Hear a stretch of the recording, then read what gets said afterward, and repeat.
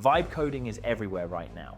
If you're a non-technical founder, it feels like magic. Type what you want and suddenly you've got a working app.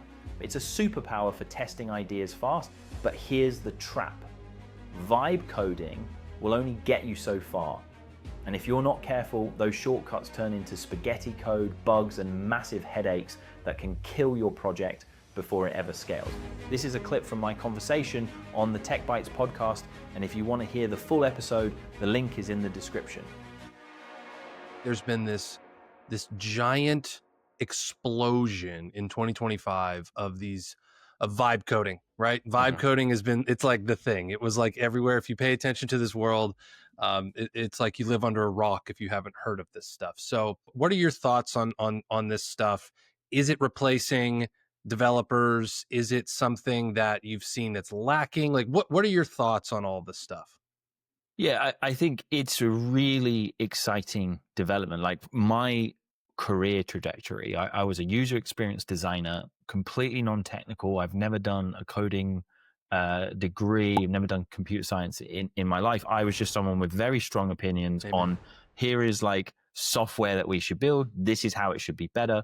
And I was always frustrated by what I used to call the technical red card from the developers, where I would have a feature idea. I'd say, look, I think we should solve this problem this way. Only we can't do that because of X, Y, and Z reason.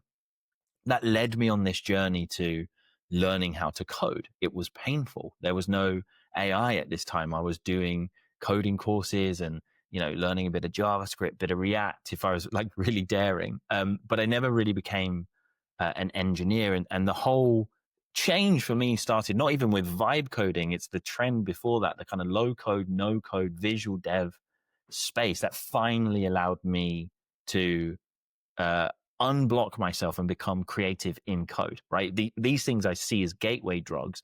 As you engage with these products, you are going to have to learn some code at least, right? It's like being a sculptor who doesn't know the properties of clay or marble. It's very hard to be a good artist if you don't know the material properties, right? So I see these as gateway drugs, and there's a beautiful product that we use called Nordcraft, which is a viz dev platform, and you can see all of these user experience designers now building full SaaS applications with a little bit of AI assistance.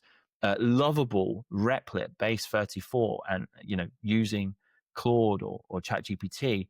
The thing that I think this lets you do, and it's the core thesis of my book, the Minimal Viable Launch, is you can concept an idea very, very quickly with these tools. You can go from idea to what we would call vision prototype. Here's what I want to build. Here's how I'm going to solve your problem. You can do that in an afternoon, in a week, if you're feeling really fancy and you want to push it quite far. And that gives you the ability to launch any idea that you have very, very quickly, because you can build enough of a product to sell it before you write all of those lines of code. What I would say is where we're at with vibe coding in general is I think these things are incredible, but there is a wall of complexity that any SaaS application or any piece of software hits, where the code base is too big for the context window of the model. The model starts to lose coherence around like what the whole original purpose of the app was. It makes kind of spaghetti architectural decisions, and you will hit this wall of complexity where you solve one bug and it's like whack-a-mole. 5 others come up. And I think everyone who's vibe coded has had that frustration. Once you hit that level of frustration, I think that's when you say, I've done enough.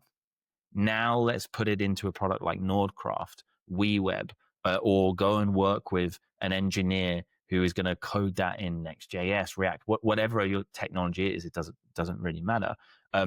Because at some point, you need a critical partner to your decision, and an AI will never critique your idea. And if you don't know enough to say, hey, GPT, that's a really bad architectural decision, it won't warn you. And so I see these things as enabling people who are maybe less skilled in the world of development, giving them the gateway drug to learn more about development. But I don't think they're a threat to engineers and developers themselves, because I'm not sure large language models will deliver on the promise of think it and it will become a product within 5 seconds, like in the next couple of years at least. Amen, man. I think there's so many platforms you see out there. It's like build your app in a matter of minutes, and it's like, and here's my thoughts on it, at least from my experience with it. I've used a bunch of the different tools, and I think that you can definitely build simpler products like almost completely if they're simple, and there's not a lot of integrations you need, and it's pretty straightforward, couple features, couple functionality things.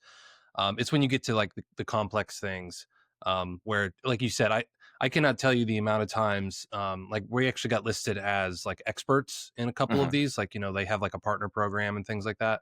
I cannot tell you the amount of lead flow, and you might be experiencing this as well. If people just like, hey, I got like 90%, 95% of the way done with my app, and now I'm running Yeah. into like 900 issues and I need help fixing it. And, it's always been something that even when I've been in the no code world for a very long time, and like people would say, like, hey, I built my app in Bubble and I kind of want someone to come in and finish it.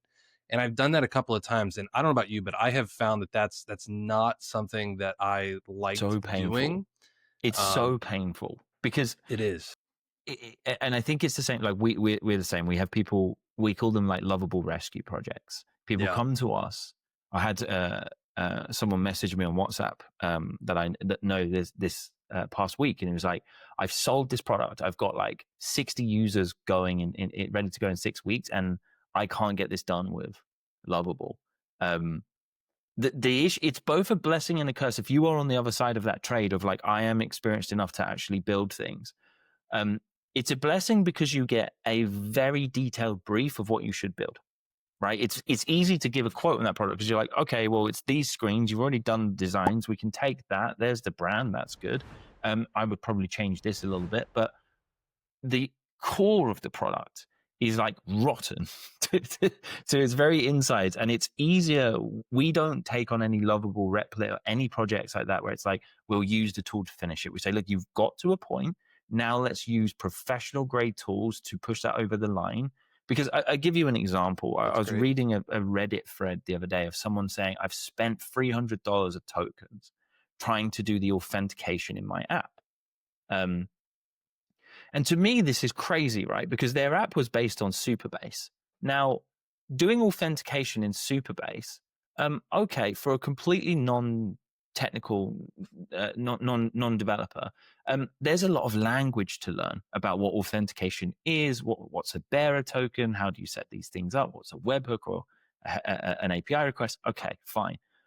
But with a bit of knowledge and GPT at your side, you can work through that flow and have authentication done within a couple of hours at your first time doing it. You've done it a couple of times before, you can do it in about 15 minutes. You don't need to prompt AI repeatedly. And sometimes there's this loop that I kind of worked out for in my own, I vibe code and hack things together. When I start to outsource too much of my thinking to the AI, I'm like, oh, you're being lazy, and now we're just going round and round in circles because it's lost coherence. The start of the project is out the context window anyway. I'm prompting it in a lazy way, and this would have just been quicker to build myself. If you're an entrepreneur, if you're a small business, if you're a service provider business, like you said, using Excel in Windows 7 or something like that, should you look into this vibe coding stuff? Because one thing I've found is everybody has an idea, right? Like Mhm. everyone can have, like they say, like apps are, everyone, there's an app for that. There's all kinds of different things. Should a listener embrace vibe coding? Should they, I know we're both biased in this domain of like, they would actually, we profit directly from people not going that route and just, paying us to do these kind of things. But like what would you say would be is it worth trying out? I think it definitely is, right? I think any entrepreneur, if they're being honest with themselves, suffers from what we call like entrepreneurial ADD, right? We have a big list of ideas, things that we want to try, new products and services we want to launch in our own businesses, or entirely new businesses that we want to launch. And the reason I wrote the book, The Minimal Viable Launch, is I was so frustrated with seeing people fail at the first hurdle of entrepreneurship, which is you must sell whatever it is that you want to create to validate that there's demand. Because I've had this experience personally when I was a younger man and launched a business in university. I didn't do any demand validation. I couldn't sell anything. It was a t-shirt printing business. No one wanted my t-shirts. I was £25,000 in debt because I bought all the printing equipment. I bought thousands of shirts. And, it was a bad business plan because I didn't validate which designs do people want. How can I sell these before investing in this equipment? I didn't challenge myself there. And I see the same thing in startups and product world all the time. People come to me and they say, I've got this money for this MVP, let's build it. And I say, how many people have you sold this to? And the answer is most of the time, no one. And CB Insights did a great piece of research. It's a post-mortem on 1,000 startups. And they bucketed them up into various themes of why did these startups go out of business? And, there's reasons the founders, that they fell out of each other. There was regulations that shut this down.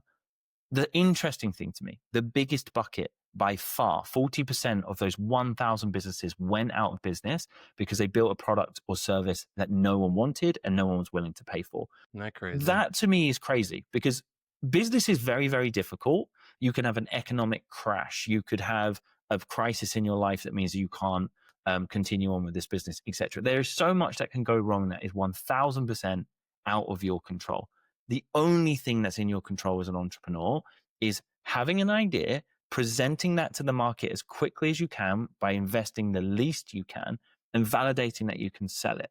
Vibe coding gives you superpowers in this regard. I used to have to do this with Figma prototypes and dashboards that we'd create in Google Sheets and things like to try and get around this problem back in 2015, 16, 17. Now, anyone with an idea can concept it. They could present it.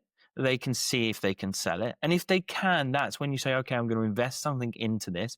And I've already done version 1 and version 2 will be better. So we'll make the refinements and now we'll move into consulting with people like us who says, okay, here's how you make this scalable. Here's how you, by the way, Lovables, put all of your API keys publicly. Let's not make these glaring security mistakes, etc. Embrace vibe coding if you're an entrepreneur and you have an idea because it gives you powers like you've never had before. And I think that's a good thing. So you can test. The link to the full episode is in the description. Don't forget to like, share, and subscribe. It really helps the channel grow. And if you enjoyed this video, I think you may like this one too.